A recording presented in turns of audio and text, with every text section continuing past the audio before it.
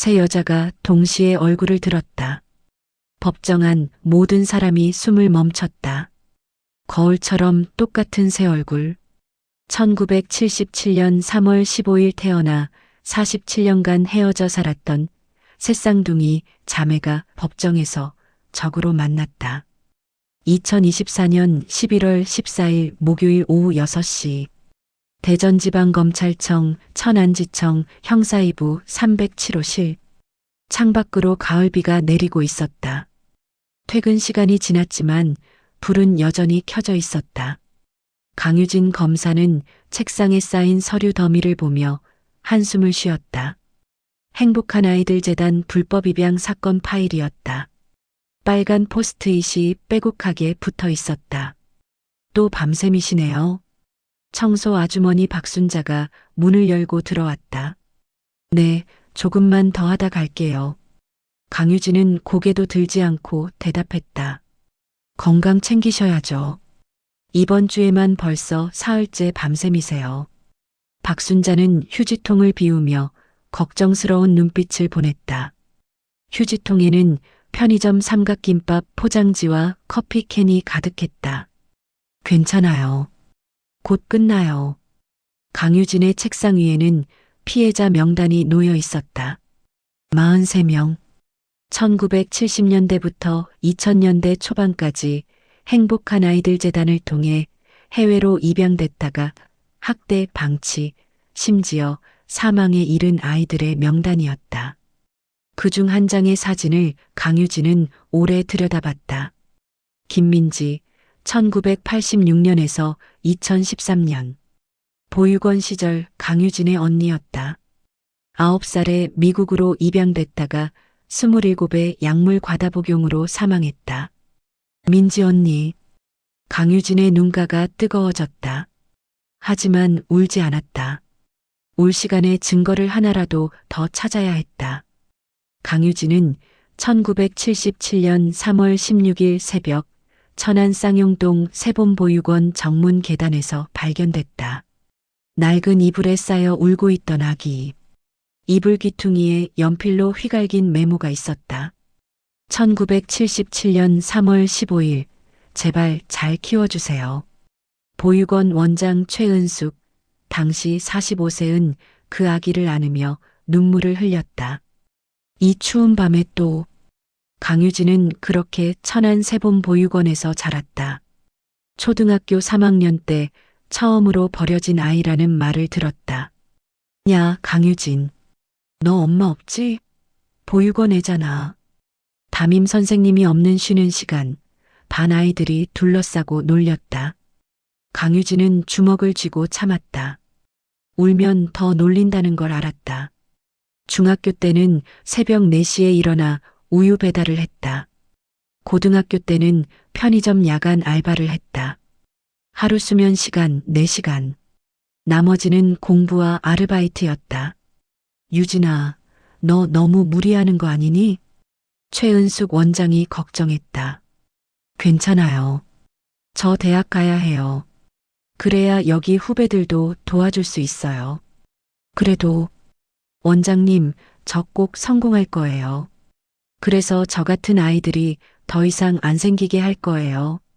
강유진은 그 약속을 지켰다. 장학금으로 서울대 법대에 갔고 로스쿨을 거쳐 사법시험에 합격했다. 검사가 됐다. 하지만 보육원 출신이라는 꼬리표는 여전했다. 강유진 검사 대단하긴 한데 빽이 없잖아. 승진은 힘들겠지. 연줄도 없고. 복도에서 선배 검사들이 수군거리는 소리를 들었다. 강유진은 모른 척 지나갔다. 핸드폰이 울렸다. 후배 검사 이준호였다. 선배님, 큰일 났어요. 무슨 일? 증인 나소영 교수님, 연락이 안 돼요. 핸드폰도 꺼져 있고 강유진의 얼굴이 굳었다. 얼마나 됐는데? 일주일째요.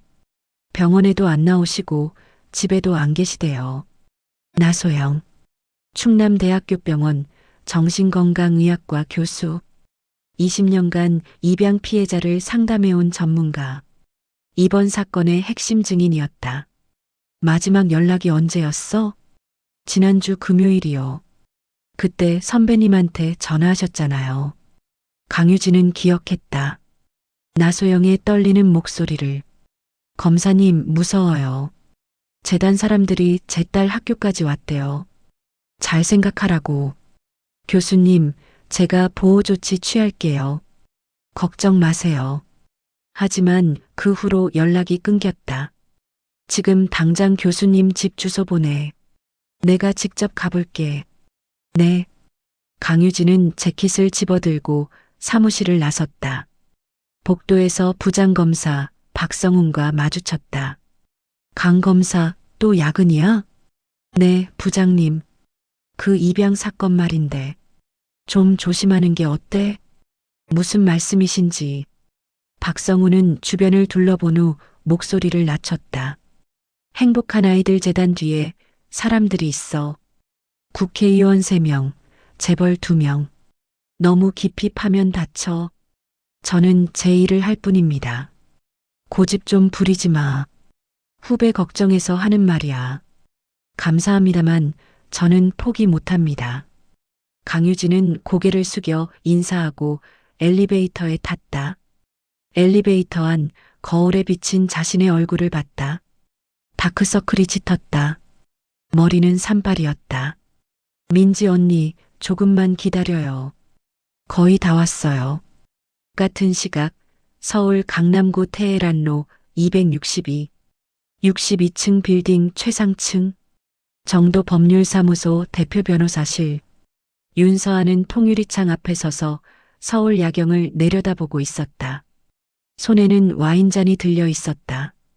샤토 패트리스 2010년산. 한 병에 500만 원. 변호사님. 비서실장 강민수가 노크 없이 들어왔다. 강민수에게만 허락된 특권이었다. 신태준 이사장님 미팅 자료입니다. 강민수가 태블릿을 건넸다. 내일 오전 10시에 오신대요. 변호 수임료는 50억이고요. 50억? 윤서아는 와인을 한 모금 마시며 말했다. 적당하네. 검사 측 동향은? 강유진 검사가 집요하게 파고들고 있습니다. 증인도 확보했고요. 강유진. 윤서아는 그 이름을 되뇌었다. 어디선가 들어본 것 같았다. 프로필 다시 보여줘. 강민수가 태블릿 화면을 넘겼다. 강유진의 사진과 이력이 떴다. 강유진 47세. 천안 세본보육원 출신. 서울대 법대 졸업. 사법시험 합격. 검사 경력 18년. 전문 분야 아동학대, 입양비리. 승소율 89%. 윤서아는 강유진의 사진을 자세히 봤다. 뭔가 이상한 느낌이 들었다. 낯익은 듯 하면서도 처음 보는 얼굴. 보육원 출신이라. 네. 천안에서 태어나자마자 버려졌다고 합니다. 감정적으로 접근하는 스타일이라 위험합니다. 윤서아의 입가에 냉소가 번졌다. 감정은 법정에서 통하지 않아. 증거만 있으면 돼. 윤서아가 입고 있는 정장은 한 벌에 1,800만 원. 손목의 시계는 파텍 필립 노틸러스 6,500만 원. 귀걸이는 3캐럿 다이아몬드 3,000만 원. 사무실 벽면에는 승소 트로피가 빼곡했다. 187전 187승.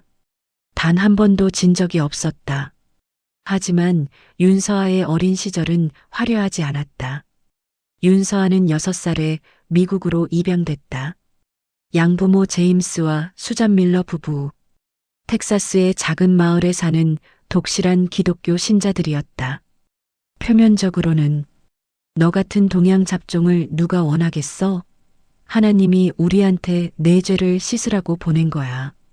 수잔은 윤서아를 다락방에 가뒀다. 이틀씩, 사흘씩 물과 빵 한 조각만 주면서 제임스는 술에 취하면 벨트를 휘둘렀다. 이 쓸모없는 것, 교회에서 우릴 창피하게 만들고. 윤서아의 등에는 아직도 흉터가 있었다.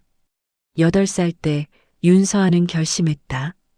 이 지옥에서 벗어나야 해. 성공해야 해. 그래야 복수할 수 있어. 학교 도서관이 문 닫을 때까지 공부했다. 장학금으로 예일대에 갔다. 로스쿨을 수석으로 졸업했다.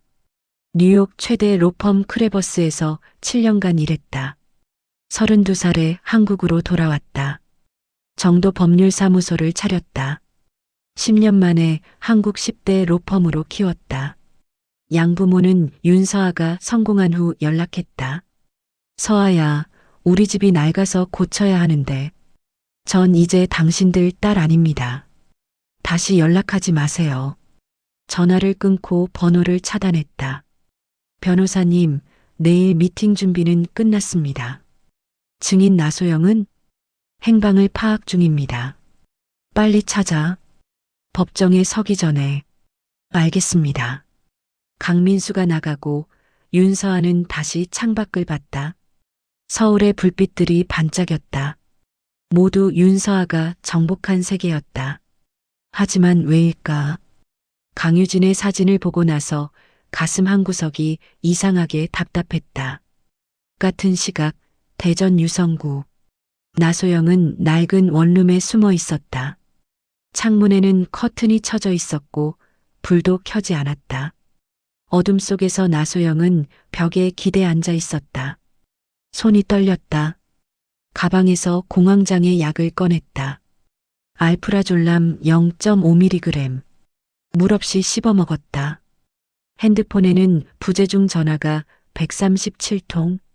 대부분 강유진 검사였다. 하지만 받을 수 없었다. 일주일 전 일이었다. 나소영은 충남대학교 병원 주차장에서 차를 타려던 참이었다. 밤 10시. 주차장은 한산했다. 갑자기 큰 SUV가 나타났다. 헤드라이트를 켜고 천천히 다가왔다. 나소영은 본능적으로 뒤로 물러섰다. 차가 멈췄다. 창문이 내려갔다. 선글라스를 낀 남자가 나소영을 봤다. 나소영 교수님이시죠? 누구세요? 법정에서 헛소리하면 딸이 위험해집니다. 뭐라고요? 하은이 충남여고 2학년. 집이 둔산동이죠. 학원은 유성에. 나소영은 숨이 막혔다. 제 딸한테 손 떼면 우리는 아무것도 안 해요. 교수님이 조심하시면 돼요. 차는 그렇게 떠났다. 나소영은 그 자리에 주저앉았다. 공황이 왔다. 숨을 쉴 수 없었다. 집으로 돌아가 딸 하은이를 외할머니 집으로 보냈다. 엄마, 왜 갑자기? 그냥 엄마가 일 때문에 바빠서. 시험 기간인데 거기서 공부해. 제발. 하은이를 보낸 후 나소영은 짐을 싸서 원룸을 얻었다. 아무도 모르는 곳으로. 형광등 불빛 아래 놓인 서류들을 봤다. 행복한 아이들 재단, 입양 피해자 통계 분석. 20년간 상담한 피해자 237명의 기록이었다. PTSD 68%, 우울증 71%, 불안장애 63%, 약물 중독 24%, 자살 시도 31%. 숫자였지만 각각이 사람이었다. 나소영이 만난 아이들이었다. 15살에 목숨을 끊은 수진이, 23세 약물 과다 복용으로 죽은 민호, 30살에 아직도 악몽에 시달리는 지은이. 내가 증언하지 않으면. 나소영은 눈을 감았다. 하지만 하은이가. 딸과 정의 사이에서 나소영은 흔들렸다. 핸드폰이 다시 울렸다. 강유진 검사였다. 나소영은 핸드폰을 쥐고 떨었다. 받아야 할까? 11월 20일 화요일 오전 10시. 대전지방법원 303호 법정. 행복한 아이들 재단 불법 입양 사건. 첫 공판이 열렸다. 복도부터 사람들로 넘쳤다. 기자만 50명이 넘었다. 방송 4사, 종편 3사, 신문사, 인터넷 매체까지. 뒤로 물러서세요. 방청 인원 초과. 법원 경비들이 목소리를 높였다. 법정 안은 더 혼잡했다. 방청석 200석이 모두 찼다. 피해자 가족들, 인권단체 활동가들, 입양인들이 자리를 메웠다. 강유진은 검사석에 앉아 서류를 정리했다. 어젯밤에도 2시간밖에 못 잤다. 눈은 충혈되어 있었지만 정신은 또렷했다. 나소영 교수를 못 찾았어. 하지만 다른 증거들이 있어. 할 수 있어. 변호인석에는 윤서아가 앉아 있었다. 완벽한 헤어스타일, 흠잡을 데 없는 정장. 옆에는 보조 변호사 6명이 대기하고 있었다. 윤서아는 강유진을 힐끗 봤다. 천안 보육원 출신 검사라. 감정에 휘둘리겠지. 쉬운 상대야. 피고석에는 77세의 신태준이 앉아 있었다. 행복한 아이들 재단 이사장. 값비싼 정장을 입고 당당한 표정이었다. 오전 10시 정각. 기립. 서기의 외침에 모두 일어섰다. 박정희 판사가 입장했다. 엄격한 인상의 여성 판사였다. 착석하세요. 박정희 판사가 의사봉을 두드렸다. 2024고단 5182호 행복한 아이들 재단 아동복지법 위반 및 사기 사건 첫 공판을 시작하겠습니다. 강유진이 일어났다. 검찰 측 공소사실을 낭독하겠습니다. 강유진의 목소리는 떨렸지만 명확했다. 피고인 신태준은 1975년부터 2005년까지 행복한 아이들 재단 이사장으로 재직하며 친부모가 있는 아동 163명을 고아로 서류를 위조하여 해외 입양을 알선했습니다. 방청석에서 흐느끼는 소리가 들렸다. 입양 과정에서 아동 1인당 평균 3,200만 원의 수수료를 받아 총 982억 원의 부당이득을 취했으며 이에 있습니다. 윤서아가 벌떡 일어났다.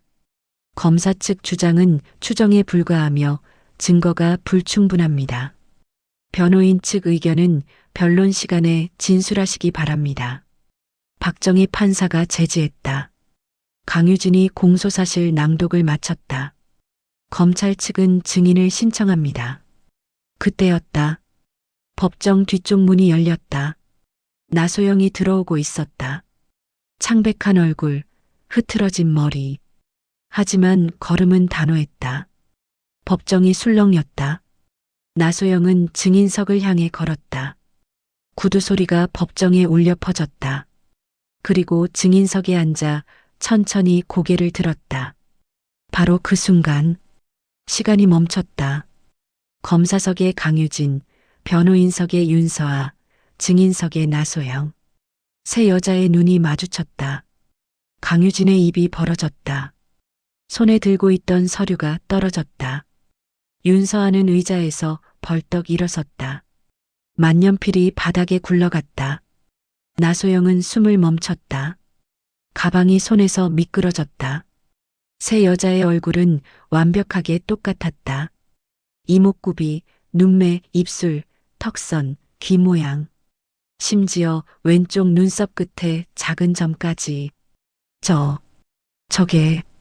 방청석에서 누군가 중얼거렸다. 쌍둥이? 아니, 3명이잖아. 새쌍둥이? 카메라 플래시가 미친 듯이 터졌다. 신태준은 얼굴이 새하얗게 질려 있었다. 손이 부들부들 떨렸다. 이럴 수가. 3명이다? 박정희 판사도 안경을 벗었다. 잠깐. 이게 어떻게. 법정은 혼란에 빠졌다. 하지만 세 여자는 서로만 보고 있었다. 47년 만의 재회였다. 1시간 휴정. 박정희 판사가 의사봉을 쳤다. 하지만 법정은 조용해지지 않았다. 기자들이 소리를 질렀다. 검사님, 저 사람들과 무슨 관계세요? 변호사님, 새쌍둥이세요? 강유진은 기자들을 피해 복도로 뛰었다. 윤서아도 보조 변호사들에게 둘러싸여 빠져나갔다. 나소영은 증인 대기실로 향했다. 30분 후 법원 지하 주차장. 형광등이 깜빡거리는 을씨년스러운 공간에서 세 여자가 마주 섰다. 누구도 먼저 말을 꺼내지 못했다. 나소영이 가장 먼저 입을 열었다. 우리, 혹시, 목소리가 떨렸다. 강유진이 고개를 끄덕였다. 생일이 언제세요? 1977년 3월 15일이요. 나소영이 대답했다. 윤서아도 작은 목소리로 말했다. 나도. 강유진의 얼굴이 창백해졌다. 나도 그날이에요. 세 사람은 서로를 바라봤다. 윤서아가 비웃었다. 우연이겠지. 성형일 수도 있고, 성형으로는 저렇게 못 만들어요. 나소영이 말했다. DNA 검사하면 알 수 있어요. 강유진이 고개를 끄덕였다. 맞아요. 유전자 검사. 윤서아는 잠시 망설이다가 말했다. 좋아. 해보자고. 다음 날 오후 3시. 대전 둔산동 메디컬 센터 7층 유전자 검사실.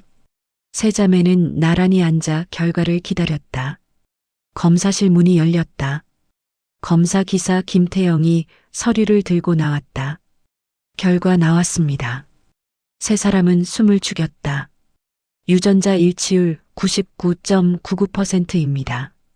일란성 새쌍둥이가 맞습니다.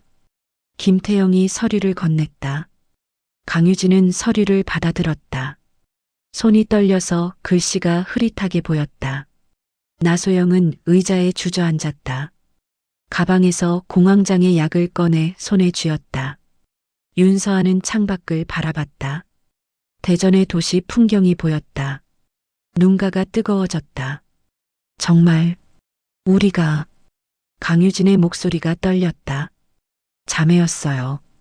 나소영이 눈물을 흘리기 시작했다. 47년 동안 윤서아는 여전히 창밖을 보고 있었다. 주먹을 쥐었다. 손톱이 손바닥에 파고들었다. 김태영이 조심스럽게 말했다. 일란성 새쌍둥이는 매우 드문 경우입니다. 전 세계적으로도. 감사합니다. 윤서아가 냉정하게 말했다. 그만 나가주시겠어요? 아, 네. 김태영이 나가고 세 사람만 남았다. 침묵이 흘렀다. 나소영이 먼저 입을 열었다. 우리, 이제 어떻게 해요? 강유진이 서류를 내려놓았다. 모르겠어요. 솔직히. 윤서아가 돌아섰다. 아무것도 달라지지 않아요. 뭐라고요? 강유진이 윤서아를 봤다. 자매라는 게 뭐가 중요해요? 우린 47년 동안 남처럼 살았잖아요. 하지만 이제 알았잖아요. 알았다고 뭐가 달라져요? 윤서아의 목소리는 차갑게 식어 있었다. 저는 여전히 신태준을 변호해야 하고 당신은 기소해야 해요. 우리는 법정에서 적이에요. 강유진이 일어났다. 수백 명의 아이들이 고통받았어요. 수십 명이 죽었어요. 그걸 변호하는 게 옳다고 생각해요? 옳고 그름의 문제가 아니에요. 일이에요. 50억을 받았어요. 50억? 강유진이 비웃었다. 사람 목숨이 50억이에요? 제 인생이 50억이에요. 윤서아가 소리쳤다.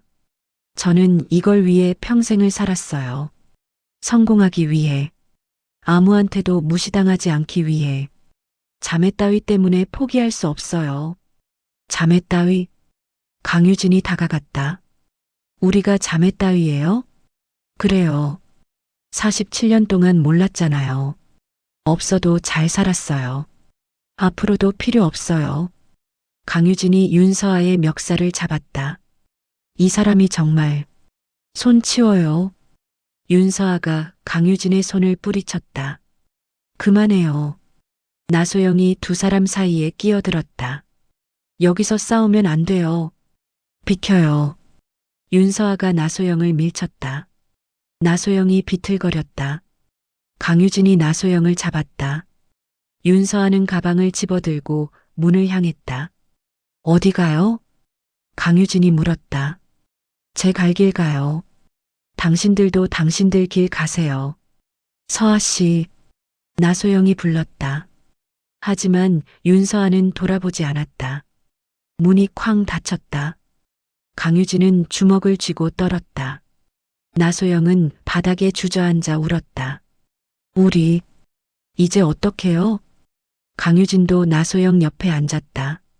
모르겠어요. 정말. 두 사람은 한참 동안 말없이 앉아 있었다. 그날 밤, 세 사람은 각자의 집에서 잠들었다.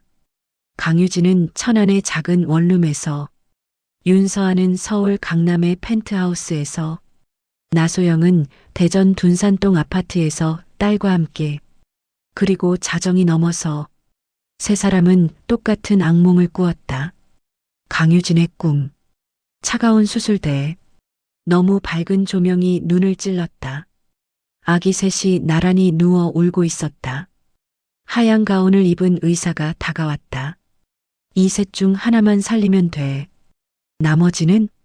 간호사가 물었다. 처리하면 돼. 어차피 예비품이니까. 예비품. 여자의 울음소리가 들렸다. 안 돼요. 제 아이들이에요. 제발. 이수정 씨 계약했잖아요. 돈은 받았고, 돈은 돌려드릴게요.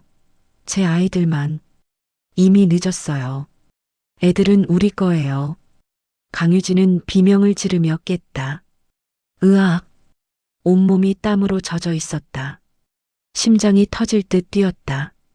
윤서아의 꿈. 같은 수술실.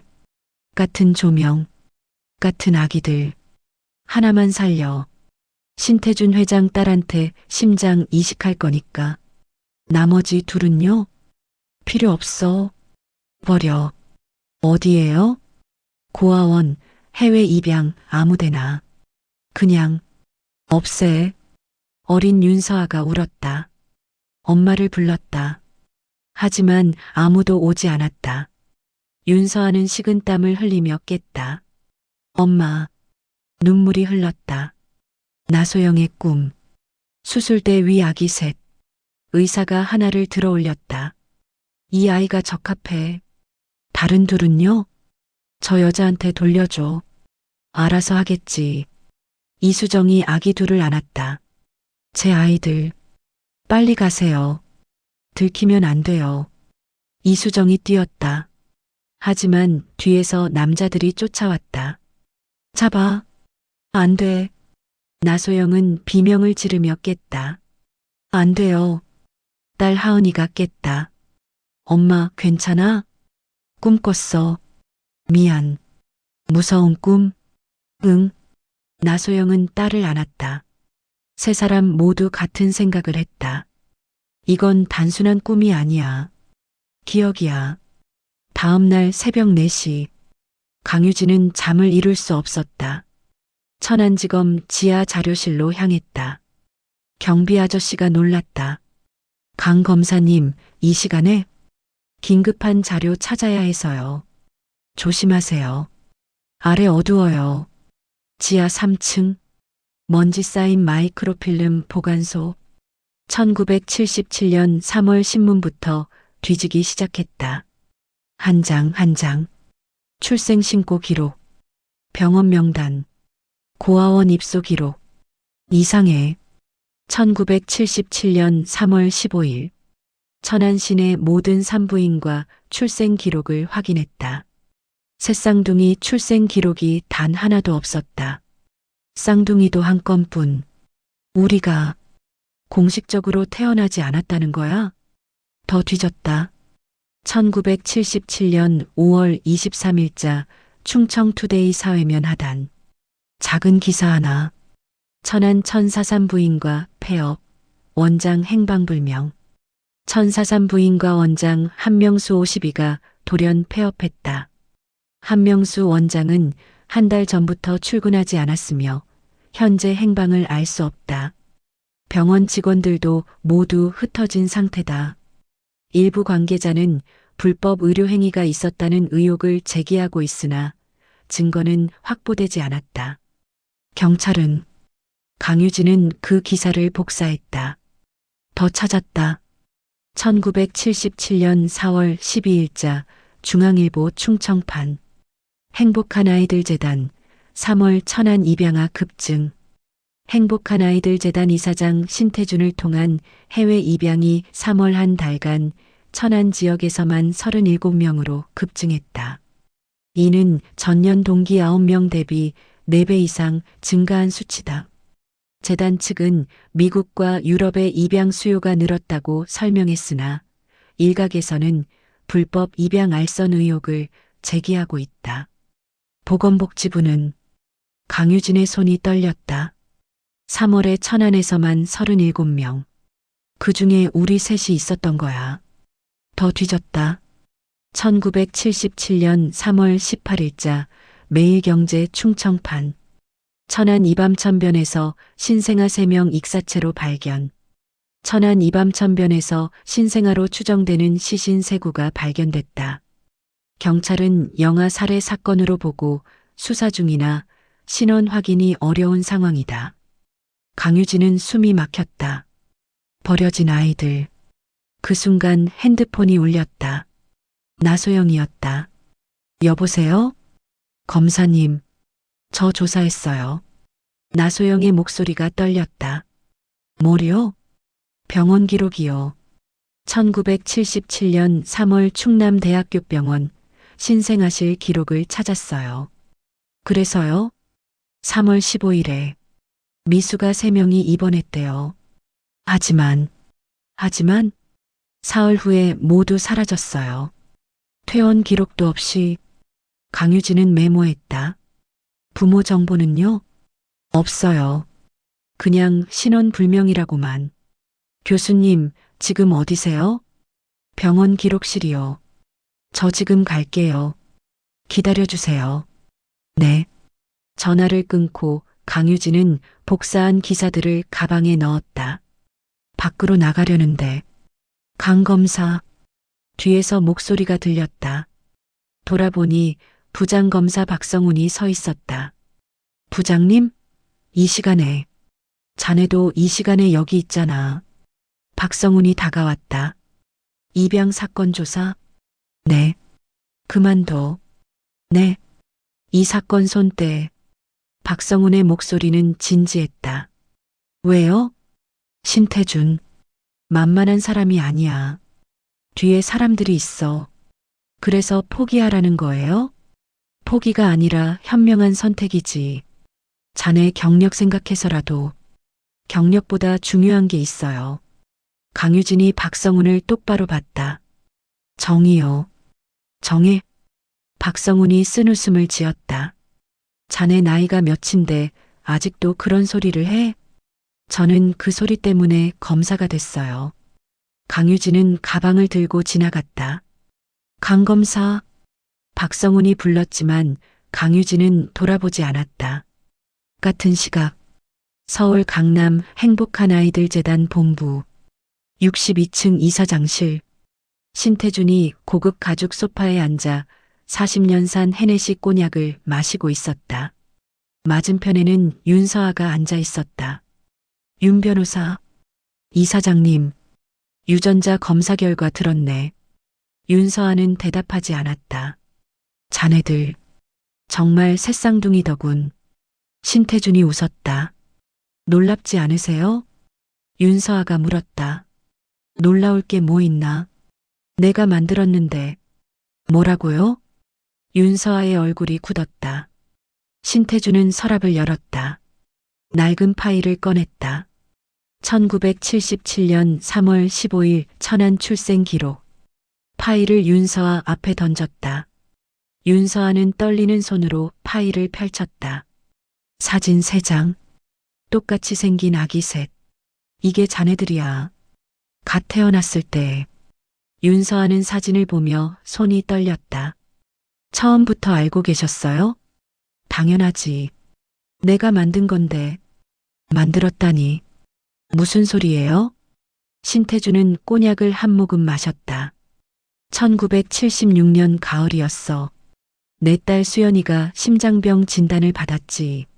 선천성 심장 기형. 이식이 필요했어. 하지만 맞는 기증자를 찾을 수 없었지. 신태준의 목소리가 낮아졌다. 그래서 만들기로 했어. 만들다니요? 맞춤형 아기. 유전자 선별에 가까운 시술이었지. 당시 최고의 의사들을 모았어.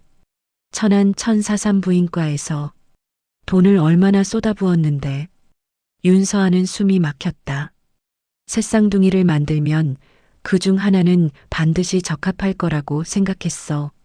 나머지는요? 처리할 계획이었지. 어차피 예비품이니까. 윤서아는 파일을 집어던졌다.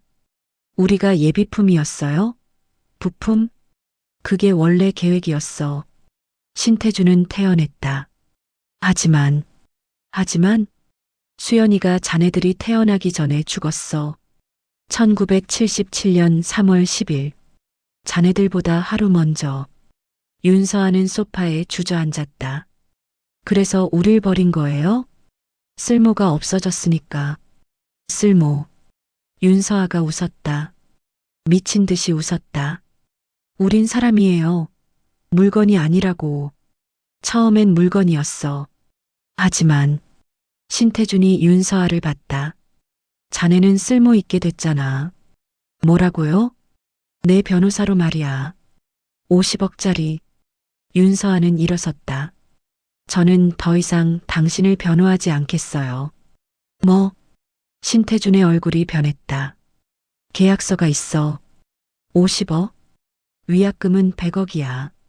돈은 돌려드리죠. 경력은 어쩔 건가? 자네가 나를 배신하면 업계에서 끝이야.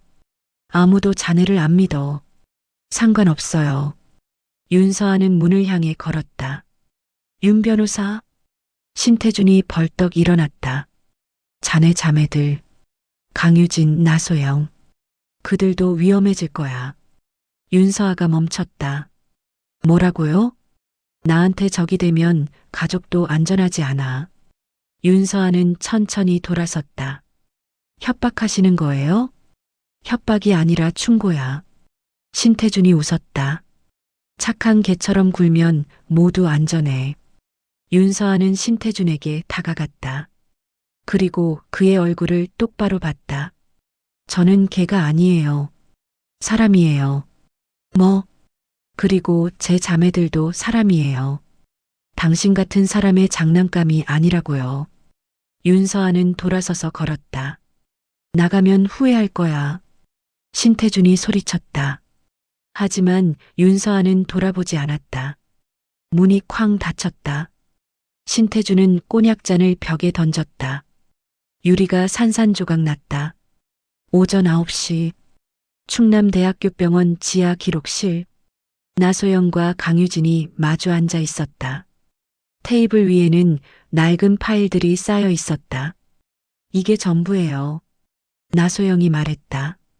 1977년 3월 신생아 입원 기록. 강유진이 파일을 펼쳤다. 1977년 3월 15일 신생아 3명 입원. 화나 1여아 2.1kg 미수가. 화나 2여아 2.0kg 미수가. 화나 3여아 2.2kg 미수가. 보호자 이수정 19세. 강유진의 손이 떨렸다. 이수정, 우리 어머니 이름이에요. 나소영이 말했다. 어떻게 아세요? 저도 조사했어요. 천안 보육원 기록에 나와 있었어요. 강유진은 다음 페이지를 넘겼다. 1977년 3월 18일 화나 전원 퇴원. 하지만 퇴원 기록지가 없었다. 보호자 서명도 없었다. 사라진 거예요. 나소영이 말했다. 어떻게?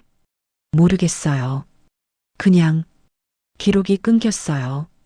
강유진은 더 뒤졌다. 한 장의 메모지를 발견했다. 휘갈긴 글씨. 이수정, 아기 1명 데리고 도주. 경찰 신고. 도주.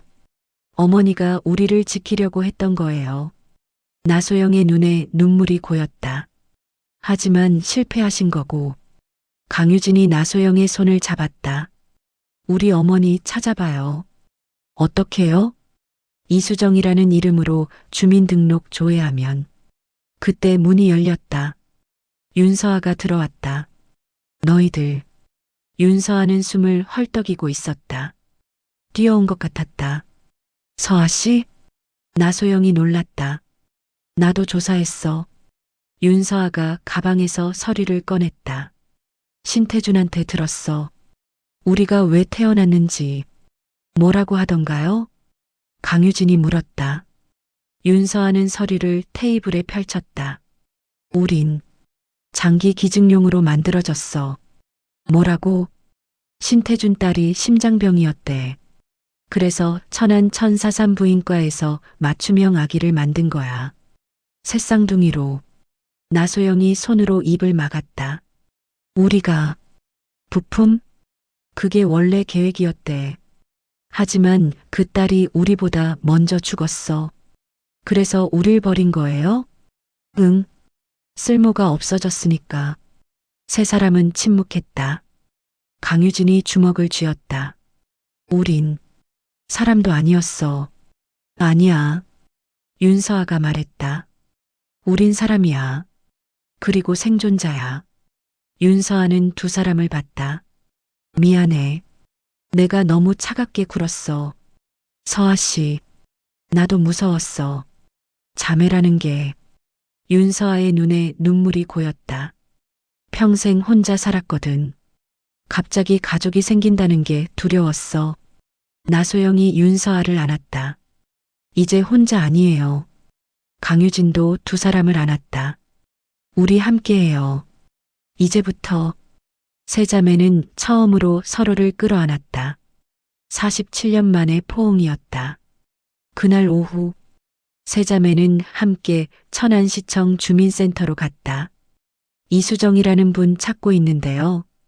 강유진이 말했다. 1958년생이고 직원이 컴퓨터를 조회했다. 이수정. 1958년 2월 3일생? 네. 천안시 성안읍에 등록되어 있네요. 세 자매는 서로를 봤다. 지금도 거기 계세요? 아니요. 사망 신고되어 있습니다. 뭐라고요? 2014년 8월 15일 사망. 사인은 자궁암이네요. 나소영이 주저앉았다. 돌아가셨어. 강유진이 나소영을 부축했다.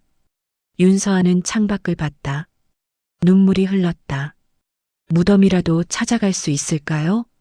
강유진이 물었다. 성안읍 공동묘지에 안장되어 있습니다. 그날 오후 세 자매는 함께 택시를 탔다. 성안읍 공동묘지로. 천안에서 자랐는데 이런 곳이 있는 줄 몰랐어요. 강유진이 말했다. 어머니가 계신 곳인데. 나소영이 창밖을 봤다. 들판 사이로 묘지가 보였다. 저기에요. 택시가 묘지 입구에 섰다. 세 자매는 국화꽃을 들고 언덕을 올랐다. 언덕 위 작은 무덤 하나. 이수정 지묘. 1958년 2월 3일, 2014년 8월 15일. 세 자매는 무덤 앞에 섰다. 강유진이 국화꽃을 놓았다. 어머니, 저희 왔어요. 나소영이 무릎을 꿇었다. 늦어서 죄송해요. 윤서아도 꽃을 놓았다. 엄마, 우리 세 자매가 만났어요. 바람이 불었다. 따뜻한 가을바람. 마치 어머니가 대답하는 것 같았다. 나소영이 울기 시작했다. 왜 우릴 버리셨어요? 왜? 강유진이 나소영을 안았다. 어머니는 버린 게 아니에요. 지키려다가 실패하신 거예요. 윤서아가 가방에서 서류를 꺼냈다. 제가 더 조사했어요. 서류를 펼쳤다. 1977년 3월 18일 천안 동부경찰서 보고서예요. 이수정, 신생아 유괴 혐의로 조사받음이라고 되어 있어요. 유괴? 어머니는 우리 중 한 명을 데리고 도망치려고 했대요. 충남대병원에서. 강유진이 서류를 봤다. 하지만 잡혔고 우리는 뿔뿔이 흩어진 거예요. 하나는 천안 보육원으로, 하나는 입양기관으로, 하나는. 나소영이 말을 이었다. 병원에 남았다가 입양된 거겠죠. 세 자매는 무덤 앞에 앉았다. 어머니는 우릴 지키려고 했어요. 강유진이 말했다. 끝까지 싸우셨어요. 하지만 이기지 못했죠. 윤서아가 무덤을 쓰다듬었다. 엄마, 이제 우리가 이길게요. 우리가 엄마 대신 싸울게요. 나소영이 눈물을 닦았다. 세 자매는 한참 동안 무덤 앞에 앉아 있었다. 해가 지고 있었다. 성안읍 들판 위로 노을이 아름다웠다. 그날 밤, 천안의 작은 모텔. 세 자매는 한 방을 잡았다. 내일 대전 돌아가요. 강유진이 말했다. 그리고 본격적으로 싸워요. 어떻게요? 나소영이 물었다. 저는 검사로서 신태준을 기소할 거예요. 끝까지. 저는 증인으로 설게요. 나소영이 고개를 끄덕이며 말했다. 제가 아는 모든 걸 증언할게요. 윤서아도 말했다. 저는 신태준의 모든 비리를 폭로할게요. 정말요? 네. 저는 10년간 그의 변호사였어요. 모든 걸 알아요. 윤서아는 노트북을 꺼냈다. 비자금 계좌, 뇌물 리스트, 불법 거래 내역. 다 있어요. 강유진의 눈이 빛났다. 이거면 이길 수 있어요. 이겨야죠. 우리 어머니를 위해서라도. 세 자매는 서로를 봤다. 우리 힘을 합치면 신태준을 무너뜨릴 수 있어요. 그날 밤 세 자매는 새벽까지 작전을 짰다. 창밖으로 천안의 밤거리가 보였다. 어머니가 47년 전 그들을 지키려 애썼던 그 거리. 이제 그들이 어머니의 한을 풀어줄 차례였다. 11월 28일 화요일. 두 번째 공판. 대전지방법원 303호 법정은 사람들로 가득 찼다. 새쌍둥이 자매의 이야기가 뉴스에 나간 후였다. 방청석 300석이 모두 찼고 복도에도 사람들이 넘쳤다. 나소영이 증인석에 섰다. 이번에는 떨림이 없었다. 증인 선서하세요. 양심에 따라 진실만을 말하겠습니다. 강유진이 질문했다. 증인, 행복한 아이들 재단의 입양 비리에 대해 아는 대로 말씀해 주세요. 나소영은 서류를 펼쳤다. 저는 20년간 입양 피해자 237명을 상담했습니다. 그 결과는 어땠습니까? 68%가 PTSD, 71%가 우울증, 31%가 자살을 시도했습니다. 방청석이 술렁였다. 자살 시도율이 일반인의 7배였습니다. 왜 그렇게 높습니까? 입양 과정에서 학대, 방치, 착취를 당했기 때문입니다. 나소영의 목소리는 명확했다. 재단은 아이들의 행복이 아니라 돈만 생각했습니다. 신태준의 변호사가 일어났다. 이에 있습니다. 증인의 주관적 의견. 기각합니다. 박정희 판사가 말했다. 증인은 전문가입니다. 계속하세요. 나소영이 계속 말했다. 그리고 저 자신도 피해자였습니다. 법정이 조용해졌다. 저는 생후 8개월에 입양됐습니다. 하지만 제 의사가 아니었습니다. 어떻게 아십니까? 제 출생 기록이 조작되었기 때문입니다. 나소영은 서류를 들어 올렸다. 저는 고아가 아니었습니다. 어머니가 계셨습니다. 하지만 서류에는 고아로 되어 있었습니다. 이것이 불법 입양입니다. 방청석에서 탄성이 터졌다. 신태준의 얼굴이 굳었다. 강유진이 다음 질문을 했다. 증인 신태준 이사장을 개인적으로 아십니까? 네. 어떤 관계입니까? 나소영은 강유진과 윤서아를 봤다. 저와 제 자매들을 만든 사람입니다. 만들었다니요? 1977년 신태준은 자신의 딸을 위해 맞춤형 아기를 천안에서 만들었습니다. 법정이 술렁였다. 장기 기증용으로 새쌍둥이를 만들었습니다. 증거가 있습니까? 네. 나소영은 USB를 꺼냈다. 여기에 모든 의료 기록이 있습니다. 판사가 USB를 받았다. 그때 법정 문이 열렸다. 윤서아가 들어왔다. 하지만 변호인석이 아니라 증인석 옆으로 걸어갔다. 재판장님, 윤서아가 말했다. 저도 증인으로 서겠습니다. 윤 변호사? 박정희 판사가 놀랐다. 당신은 피고인의 변호사 아닙니까?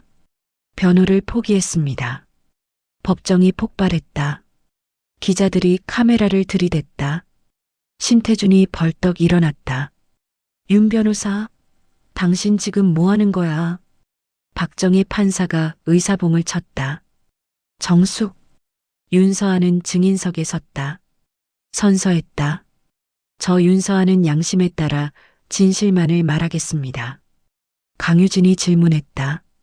증인, 왜 변호를 포기했습니까? 제가 피해자이기 때문입니다.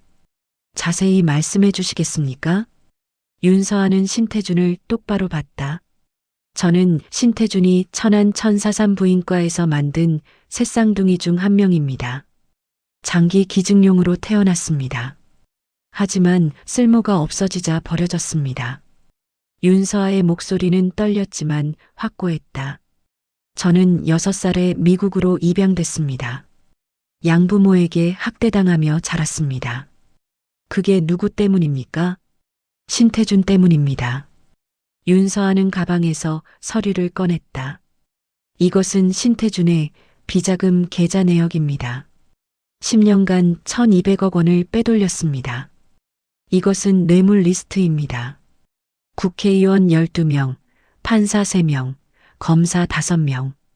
법정이 아수라장이 됐다. 이것은 불법 입양 계약서입니다. 1975년부터 2005년까지 천안을 포함한 충청 지역에서만 1,247명의 아이들을 불법으로 입양 보냈습니다. 신태준은 얼굴이 새하얗게 질렸다. 그 증거가 모두 여기 있습니다. 윤서아는 USB를 판사에게 건넸다. 재판부는 이 증거들을 검토하겠습니다. 신태준이 소리쳤다. 거짓말이야. 조작이라고. 정숙.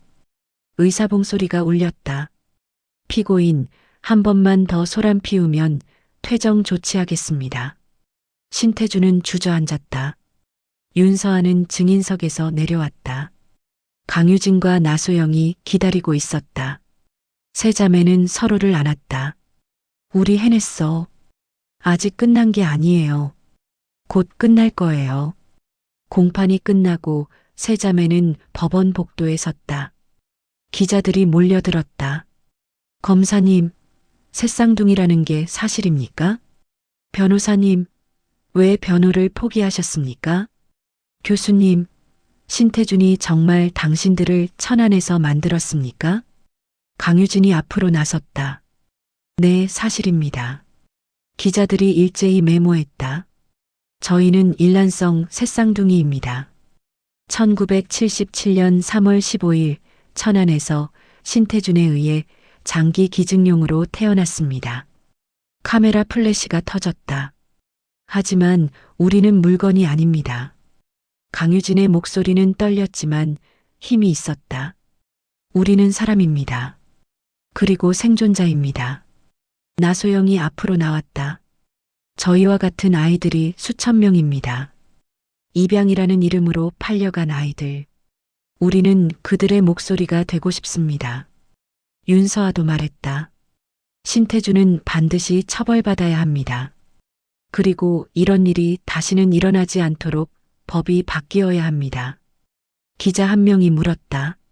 세 분, 앞으로 어떻게 하실 겁니까? 세 자매는 서로를 봤다. 함께 싸울 겁니다. 강유진이 말했다. 가족으로. 12월 20일 금요일 최종 판결일 대전지방법원 303호 법정은 초만원이었다. 오전 10시 정각 박정희 판사가 입장했다. 피고인 신태준에 대한 판결을 선고합니다. 법정이 숨을 죽였다.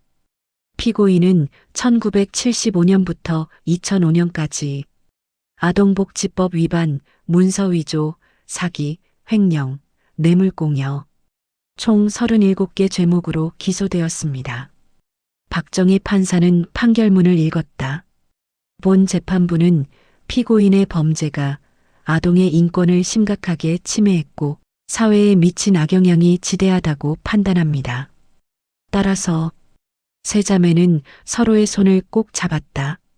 피고인 신태준에게 징역 30년을 선고합니다. 방청석에서 환호성이 터졌다.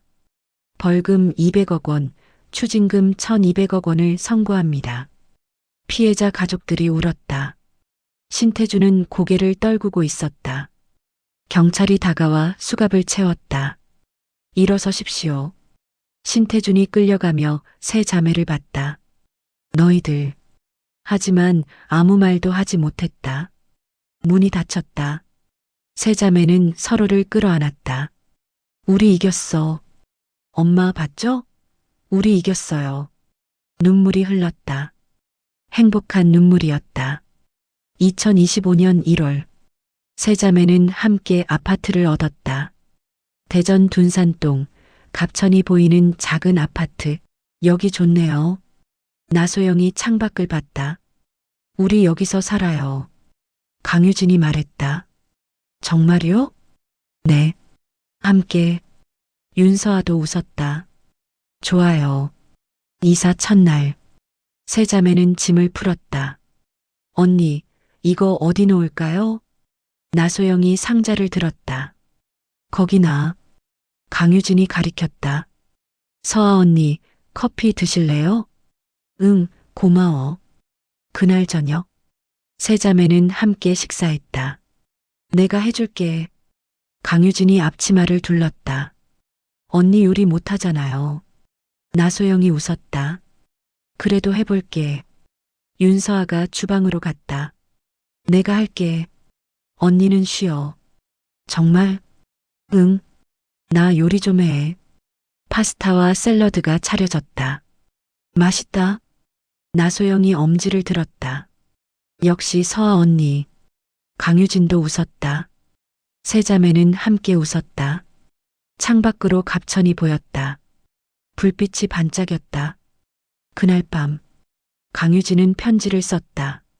엄마께 우리 세 자매, 이제 함께 살고 있어요.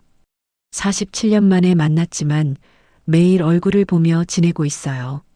아침에 같이 일어나고, 저녁에 같이 밥 먹고, 밤에 같이 자요. 엄마가 못해주신 일들을 우리끼리 하고 있어요. 엄마, 우리 행복해요. 엄마가 지키려고 했던 우리 결국 다시 만났어요. 그리고 신태준을 이겼어요. 엄마 대신 우리가 이겼어요. 천안에서 엄마의 도시에서 시작된 우리의 이야기가 이제 새로운 시작을 맞이했어요. 감사해요, 엄마. 우리를 낳아주시고 지키려고 했던 것만으로도 충분해요. 우리를 사랑했다는 것만으로도 충분해요. 사랑해요, 엄마. 딸 유진, 서아, 소영 올림. 강유진은 편지를 접었다. 다음 주말 성안읍에 가서 어머니 무덤에 놓을 것이다. 1년 후, 2026년의 봄, 강유진은 법무부 차관보가 됐다. 아동 인권 정책을 총괄하는 자리였다. 윤서아는 천안 새쌍둥이 인권재단을 설립했다. 입양 피해자들을 무료로 돕는 재단이었다. 재단 본부는 천안 쌍용동에 있었다. 그들이 태어난 곳. 나소영은 입양 트라우마 치료센터를 대전에 열었다. 전국에서 피해자들이 찾아왔다. 어느 토요일, 세 자매는 다시 성안읍을 찾았다. 어머니 무덤. 엄마, 우리 왔어요. 국화꽃을 놓았다. 좋은 소식 있어요. 강유진이 말했다. 입양 피해자 지원법이 국회를 통과했어요. 이제 우리 같은 아이들을 보호할 수 있어요. 나소영이 덧붙였다. 재단도 잘 되고 있어요. 윤서아가 말했다. 지난달에만 237명을 도왔어요. 천안에서도 많이 찾아왔어요. 세 자매는 무덤 앞에 앉았다. 엄마, 우리 해냈어요. 바람이 불었다. 따뜻한 봄바람. 성안읍 들판에 봄꽃이 피고 있었다. 사랑해요, 엄마. 10년 후, 2035년. 강유진은 대법관이 됐다. 한국 최초의 고아 출신 대법관이었다. 윤서아는 유엔 아동권리위원이 됐다. 전 세계를 다니며 아동 인권을 위해 일했다. 나소영은 세계적인 트라우마 전문가가 됐다. 그녀의 책 천안에서 다시 만난 자매들은 베스트셀러가 됐다. 세 자매는 대전 둔산동 아파트에서 여전히 함께 살았다. 어느 가을날 천안 성환읍 어머니 무덤. 무덤은 이제 아름다운 정원이 되어 있었다. 세 자매가 매달 찾아와 가꾼 정원이었다. 엄마, 우리 왔어요. 세 자매는 국화꽃을 놓았다. 우리 잘 살고 있어요. 엄마 덕분이에요. 사랑해요. 바람이 불었다. 하늘은 맑았다. 세 자매는 서로를 안았다. 59세가 된 그들은 더 이상 젊지 않았다. 머리에는 흰머리가 섞였고 얼굴에는 주름이 생겼다. 하지만 여전히 아름답고 여전히 똑같았다. 행복해? 강유진이 물었다. 응, 행복해. 나소영이 대답했다. 나도. 윤서아가 미소 지었다. 우리 정말 운이 좋았어. 왜? 다시 만났잖아. 47년 만에. 천안에서 시작된 우리가 그리고 가족이 됐잖아. 세 자매는 무덤 앞에 앉아 이야기를 나눴다. 해가 지고 있었다. 성환읍 들판 위로 노을이 아름다웠다. 하늘에서 어머니가 미소 짓고 있는 것 같았다. 엄마, 우리 행복해요. 걱정하지 마세요. 우리 앞으로도 함께 잘 살게요. 이 이야기는 1970년, 80년대 한국의 입양 역사에서 영감을 받았습니다. 충청 지역 천안을 포함한 많은 곳에서 수많은 아이들이 불법으로 해외로 보내졌습니다. 그들 중 많은 이들이 평생 트라우마에 시달렸습니다. 어떤 이들은 자신의 뿌리를 찾지 못한 채 세상을 떠났습니다. 이 이야기는 그들을 기억하기 위한 것입니다. 그리고 아직도 자신의 가족을 찾고 있는 모든 입양인들을 위한 것입니다. 당신은 혼자가 아닙니다. 당신의 이야기는 중요합니다. 당신은 사랑받을 자격이 있습니다. 천안에서 그리고 대전에서 우리의 고향에서